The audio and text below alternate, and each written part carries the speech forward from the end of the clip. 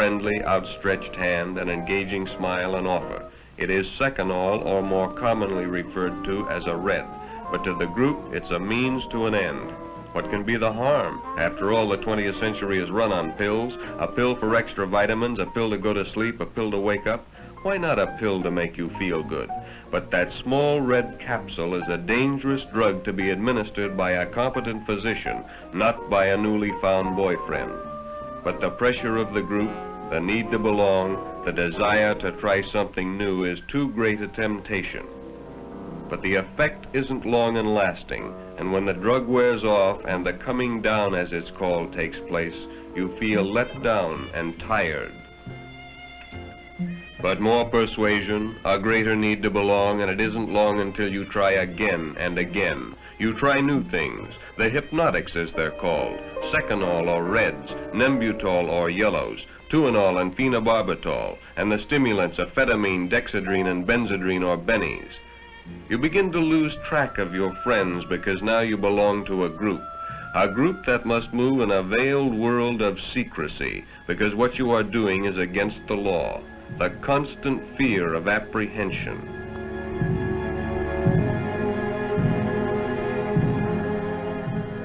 Now you meet like conspirators because the passing of pills is dangerous and must of necessity be secretive. Nerves begin to wear thin. The fun of everyday living goes, and you begin to wonder what your friends and parents think. The guilt grows, and as it does, the need for something that will bring more relief, dispel the fears that you yourself have created. You become more dependent on one another, but your pleasure in each other's company becomes less satisfying, and you depend more and more on the pills to help. Finally, the pills are not enough, and you're ready for the second act of your three-act tragedy.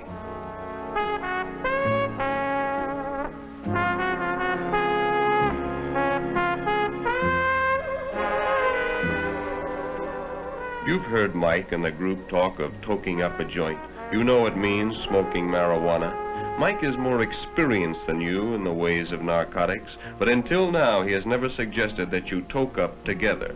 But the pills don't give either of you the desired effect any longer, and in the insecurity of your relationship you feel a need to find some new experience to bind you together. So a suggestion that only a short month ago would have been repulsive now is considered. The smell and the taste are anything but pleasing. It makes you cough and your throat becomes dry and hot. You feel like you're floating. You concentrate on one object, a tree in the distance. It's called fixing. As you concentrate, time slows down. You hallucinate, that is, you dream. This is called tripping. Your depth perception is affected. If you had to step off a curb or get out of a car, you would probably need help because the distance might be exaggerated. On the other hand, distance might seem to diminish. As with alcohol, the problems don't disappear, they only temporarily seem to vanish and return with jarring force when the effects of the drugs wear off. But when you get on narcotics, it's like starting a never-ending downward tailspin from 30,000 feet. You become less sure of yourself, your surroundings, your friends.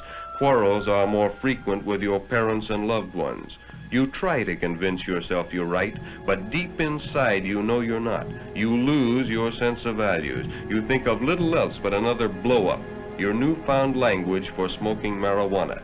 You've completed the second act, and the third act curtain is just about to go up. You don't know it now, but when it does, it's the beginning of the end, the point of no return.